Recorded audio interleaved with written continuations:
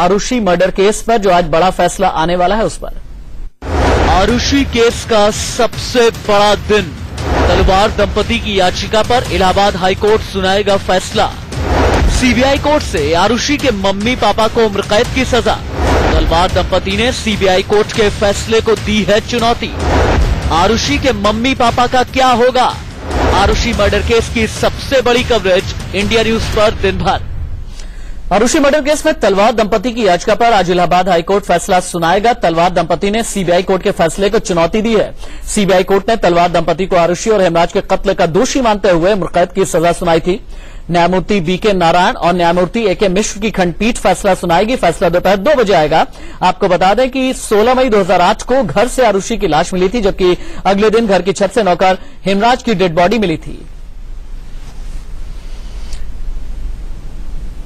सीधे हम इलाहाबाद का रुख कर लेते हैं। इलाहाबाद हाईकोर्ट में जो आज फैसला आने वाला है, इसी पर लाइव रिपोर्ट कर रहे हैं मेरे सहयोगी अरविंद चतुर्वेदी। अरविंद, मुझे ये बताइए कि सीबीआई कोर्ट का तलवार दंपति को उम्रकैद देने का जो फैसला था उसे चुनौती दी गई थी इलाहाबाद हाईकोर्ट में।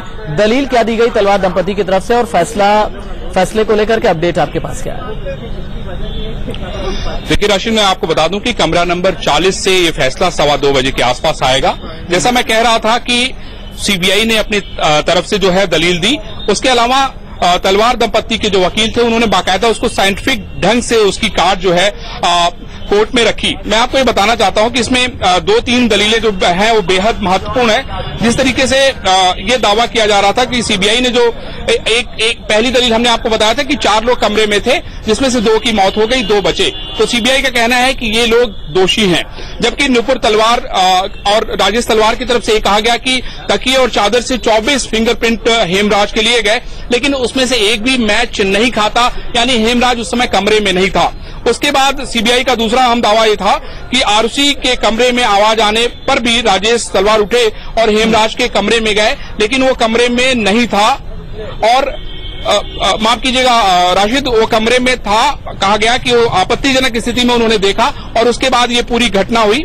ये सीबीआई की तरफ से दलील दी गई। लेकिन जैसा मैंने बताया कि राजेश तलवार और नुपुर तलवार की तरफ से बार बार या उनके वकीलों की तरफ से दावा किया जा रहा था कि हेमराज कमरे में नहीं था। तो ये सारे तथ्य जो हैं वो डिस्कस हो चुके हैं और अब लोगों को फैसले का इंतजार है, क्योंकि ऐसी मर्डर मिस्ट्री राशिद ये थी और इत्तेफाक से हमने भी उसको कवर किया था और